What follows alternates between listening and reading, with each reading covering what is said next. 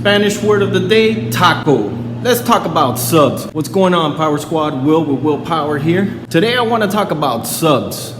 When dealing with the subs, you need to understand that they're not employees. They're subcontractors. You can't exceed them to punch in and punch out like at a regular job from 9 to 5. It doesn't work that way. Subs make their own schedules. You need to be on top of them, or me in this case, be on top of them and make sure they comply with that. The way that I work is that I put that carrot on the stick for them. I tell them work completed, work gets paid. This way, their incentive to finish the job is that payment. To keep the momentum going on the project, you want to make sure that you have a lockbox on site, that they have access whenever they need to for the project. You don't want to have to wait for them to arrive for you to open them, or you don't want them waiting on you for you to arrive to open them. It's just time consuming, you know, it takes more coordination, it's just more headaches on everybody's part. The best thing is work gets completed, work gets paid. So that's the incentive to get them going, motivated to finish the job. 99% of the time, you know, they're gonna have other projects to make ends meet, and then they know that you're gonna pay half up front, and they're like, all right, I'm working this project this week, I know I'm gonna count on half because I finished half, and then next week I'll deal with it. It doesn't work that way. You wanna make sure that work completed, work gets paid. And that way you won't have no delays on your project. I want to share with you a situation that happens more often than expected. Let's say I walk a property and I give an estimate or proposal of $30,000, but my client only has a budget of $23,000. That's a $7,000 difference. And they come up to me and tell me, hey, WillPower, can you execute this project at my budget of $23,000? What happens in this scenario is then I go down my list of my network of subs and see who's available that's willing to take the project on at that rate of the $23,000. There's no doubt I can get somebody to do the project at that budget that my client might having, but there's gonna be a lot of headaches that are gonna come with that low budget. Let me explain. So if I start going down that list of subs that I have, eventually I'm gonna hit somebody that's been sitting around in between projects for a week, 2 weeks, whatever the case might be, that needs to get work and he needs to put food on the table. So they'll go ahead and they'll take the project at the discounted rate of the $23,000. So 1 week goes by, 2 weeks, things are going smooth, and then all of a sudden the headaches begin. By headaches, I mean they don't show up on time, they do half days.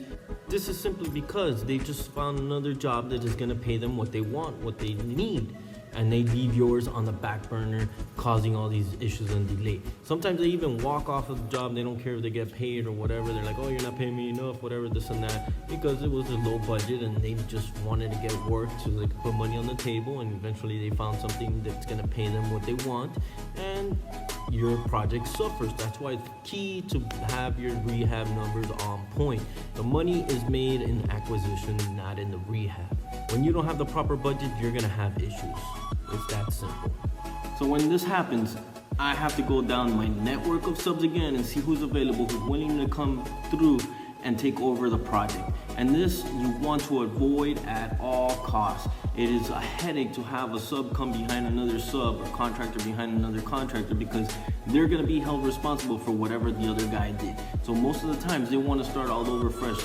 There's been scenarios where painters, we have a painter come through, they get fired, whatever the reason, another guy comes through and he wants to charge, you know, to redo the paint job, and the client is like, why am I gonna pay for a full paint when it's already half done? Yeah, but then the issue comes then, and you're like, oh, why didn't he do this and that? And then he's like, well, that was the other guy. Well, I paid you to do this right. Well, you're not paying me enough. I'm coming and doing touch-ups or whatever the case might be, and it becomes a he said, she said. It's just headaches for everybody. Nothing gets done. We lose time. We lose momentum. So you want to avoid having to bring in another sub behind another sub.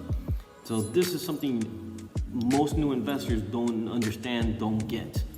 So one of the advantages of using WillPower is that you have access to our network of subs. You don't hire the sub, you hire WillPower. So we have issues with that sub, we go down the list and we find somebody who's willing to take over the job and get it going. I'm your Tylenol. I take care of all your rehab flip headaches. My priority is getting the job done as quick as possible. I'm on your side. We need to get this done. I need to get you paid so I can get paid.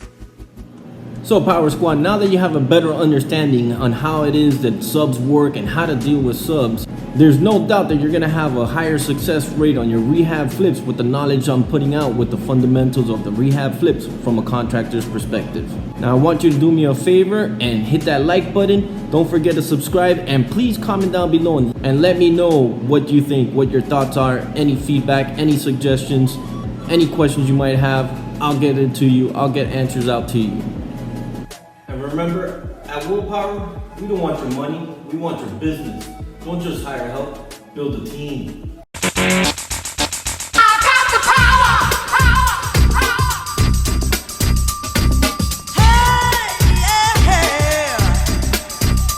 When dealing with subs, you need to understand that these are not employees, they're subs. This thing's vibrating way too much. It's not gonna happen, it's not gonna happen. I don't do half payments or anything of that nature.